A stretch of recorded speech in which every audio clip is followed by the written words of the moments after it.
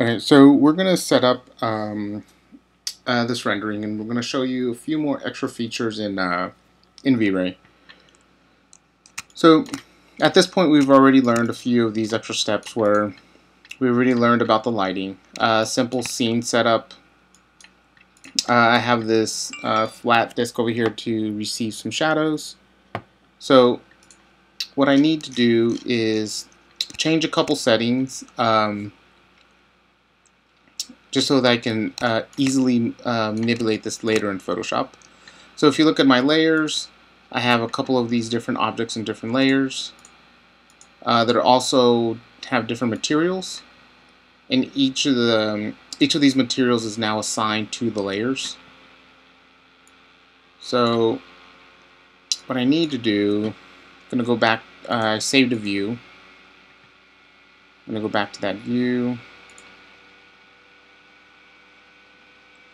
And what I'm going to do is I'm going to go into my V-Ray material editor.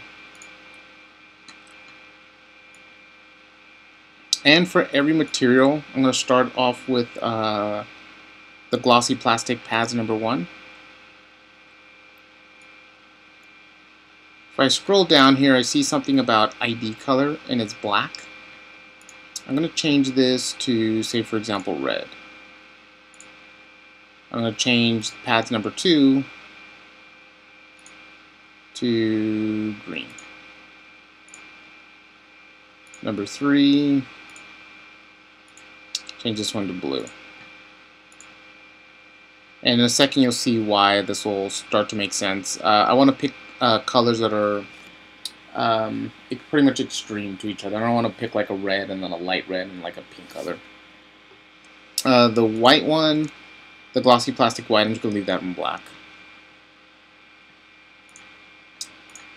And I've set up a light, so it should be it should have a shadow on there.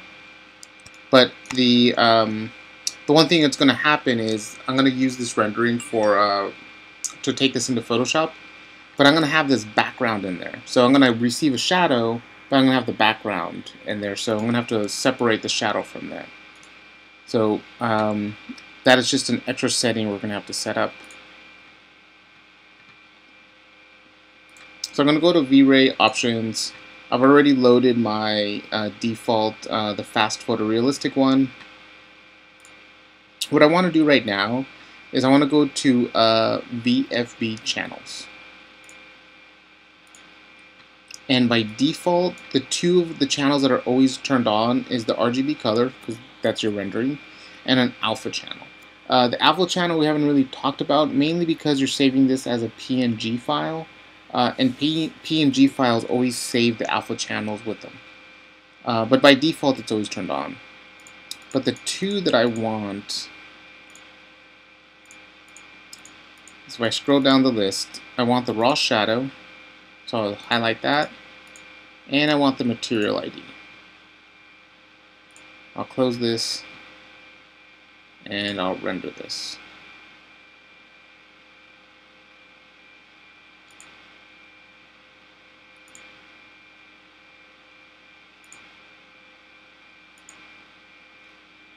And as you can see, as it's rendering, it'll give you an update of the rendering.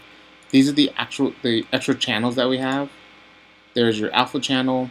Right now, the alpha channel is not really doing a whole lot for us because, like I said, I've said before, like the parts that you don't see, it will it won't render anything, and that's what's going to show up in Photoshop. So the only part that you're really not seeing is this black part back here, which it's really not helping us out that much. If I go to Material ID, it'll show up once it's rendered, and I go to Raw Shadow, and it's rendering the shadow which we're later going to use and extract that to use that in Photoshop.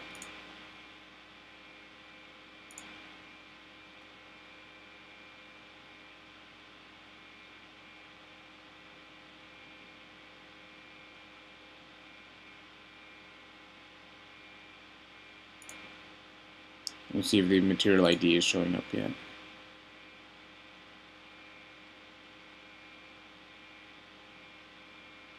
It's still doing the pre-pass of 4:4.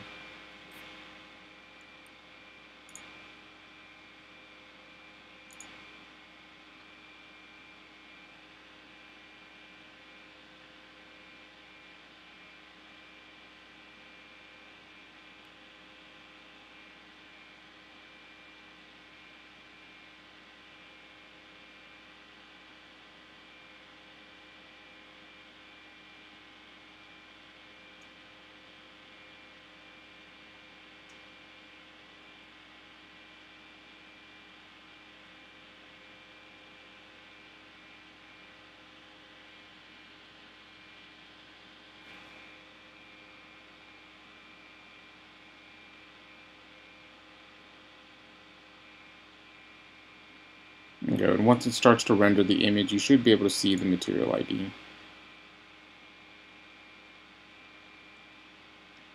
There it is. So what we're going to be using the material ID for in Photoshop.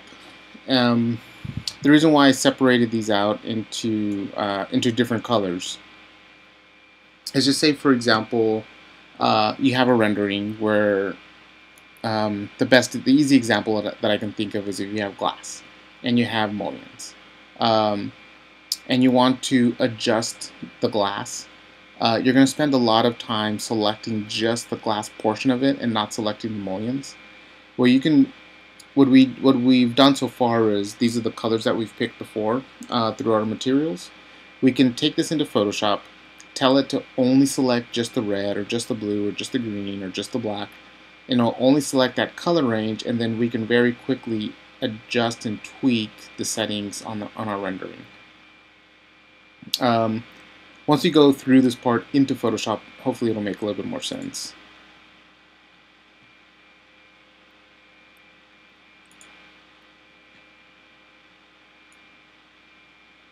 So I'm going to let this finish rendering. I'm going to save these files. And I want to save all of the files.